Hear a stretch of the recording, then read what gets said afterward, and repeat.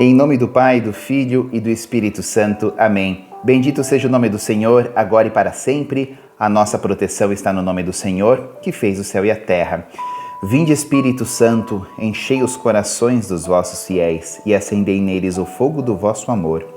Enviai o vosso Espírito e tudo será criado e renovareis a face da terra. Oremos.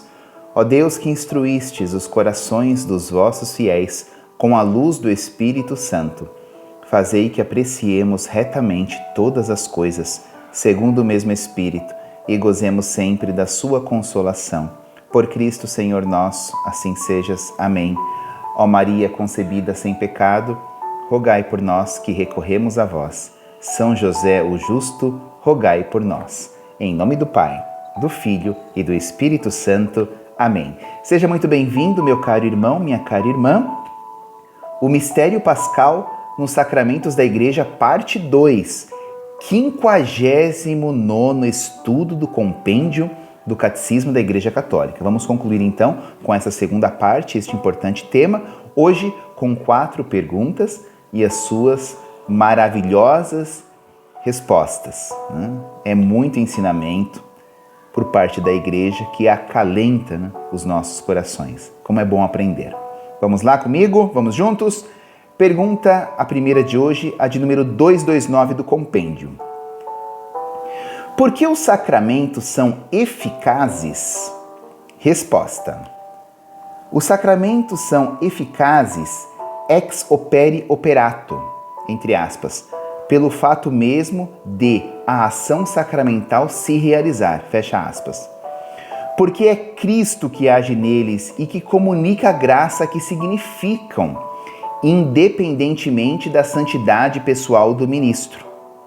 Todavia, os frutos dos sacramentos dependem também das disposições de quem os recebe.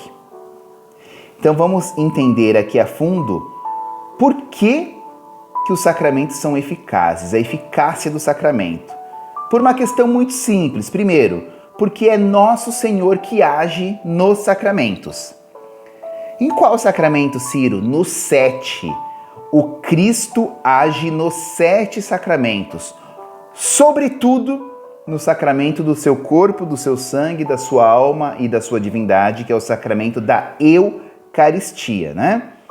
Mas ele age nos 7 sacramentos, porque nos sacramentos Jesus comunica ao fiel que recebe o sacramento a graça que o sacramento significa. De novo, nosso Senhor comunica ao fiel que recebe o sacramento a graça que o sacramento significa. Ciro, como assim? Então, por exemplo, eu vou confessar os meus pecados. Eu vou diante do ministro da igreja, do sacerdote, confessar os meus pecados. Então, quando o sacerdote me absolve em nome de Deus e da igreja, o que significa essa absolvição? O perdão dos pecados. Então, nosso Senhor comunica a graça do perdão dos pecados por meio do sacramento da confissão. O sacramento da Eucaristia, por exemplo, onde nós recebemos a presença real do Senhor Jesus, seu corpo, sangue, alma e divindade. Nos é comunicada a presença de Jesus em nossa vida, realmente, presente no sacramento da Eucaristia. O que realiza o batismo? O significado do batismo, ele realiza, transforma aquele ser humano em filho de Deus. Elimina nele a mancha do pecado original.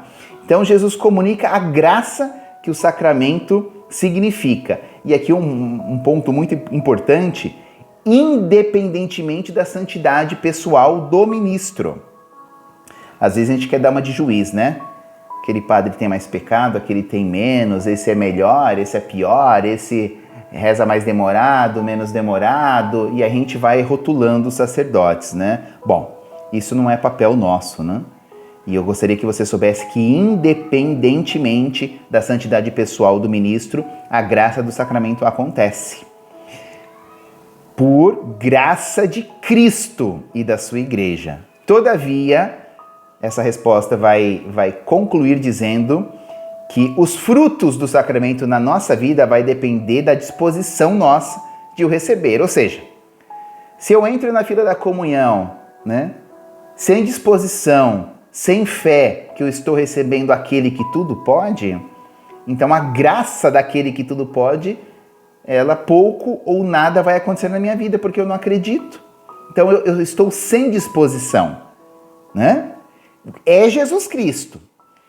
A Eucaristia é Jesus Cristo independentemente da minha fé.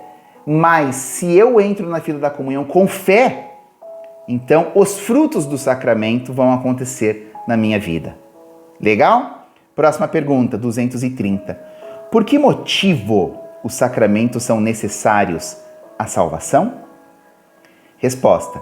Para os que creem em Cristo, os sacramentos são necessários para a salvação.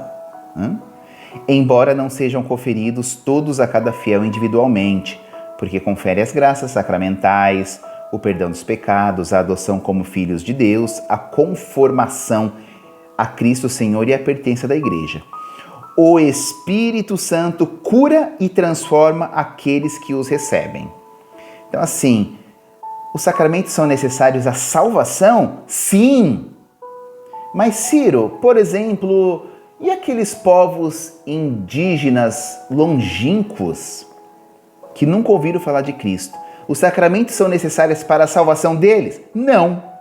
Porque o compêndio, o catecismo vai dizer que para os que creem em Cristo os sacramentos são necessários para a salvação. Então, neste exemplo que eu dei, por exemplo, dos povos indígenas, que nunca ouviram falar no Cristo, obviamente que a eles, né, entra o campo da divina e infinita misericórdia. Deus tem as suas maneiras, gente, que não são as minhas maneiras nem a sua de julgar maneiras errôneas. Deus é amor, né? Mas para nós, que nos foi anunciado nosso Senhor Jesus Cristo, somos batizados, crismados nesta igreja, né? Para nós, os sacramentos são necessários para a salvação, porque é por meio dos sacramentos que eu me encontro com Deus, que eu me encontro com o seu perdão, que eu me encontro com a sua pessoa divina, né? Por meio da Eucaristia e por aí vai, ok? E a resposta vai dizer que é o Espírito Santo que cura e transforma as pessoas que recebem os sacramentos. Olha a terceira pessoa da Trindade. A terceira pessoa da Trindade cura e transforma as pessoas que recebem os sacramentos. Próxima pergunta, 231. O que é a graça sacramental? Resposta. É a graça do Espírito Santo, dada por Cristo e própria de cada sacramento. Essa graça ajuda o fiel no seu caminho de santidade, bem como a Igreja no seu crescimento de caridade e de testemunho.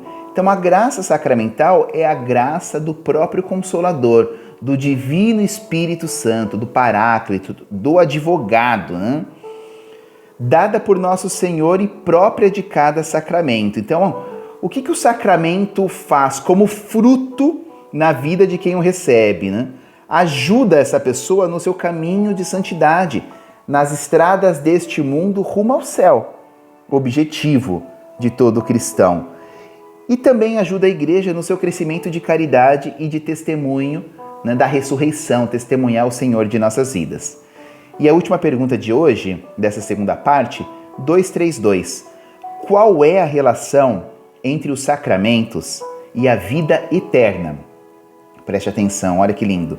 Nos sacramentos, a Igreja já recebe uma antecipação da vida eterna, enquanto fica, entre aspas, aguardando a ditosa esperança e a manifestação da glória do nosso grande Deus e Salvador, Jesus Cristo.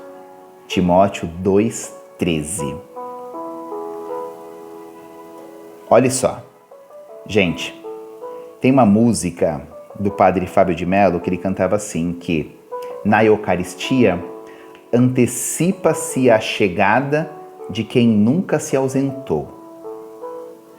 Olha só, nós estamos na era sacramental, vivendo esse período pós-Pentecostes, né? Pós-ressurreição, ascensão Pentecostes, estamos aguardando a vinda do Cristo Salvador, é o tempo da Igreja, né? E na Eucaristia, no sacramento, sobretudo no sacramento da Eucaristia, a Igreja recebe uma antecipação da vida eterna, porque nós estamos correndo ao encontro do céu. Se Jesus está na Eucaristia, nós acreditamos na presença de Jesus na Eucaristia, nós já estamos recebendo gotas do céu na nossa vida. E aí vem a música, né?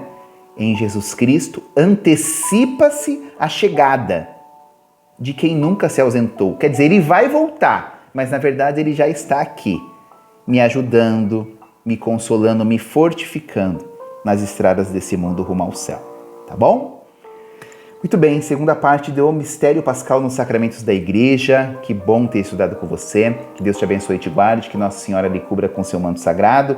Vou te esperar então na próxima quinta para a gente continuar com o tema Celebrar a Liturgia da Igreja. Louvado seja o nosso Senhor Jesus Cristo, para sempre seja louvado. Em nome do Pai, do Filho e do Espírito Santo. Amém. Até mais e salve Maria.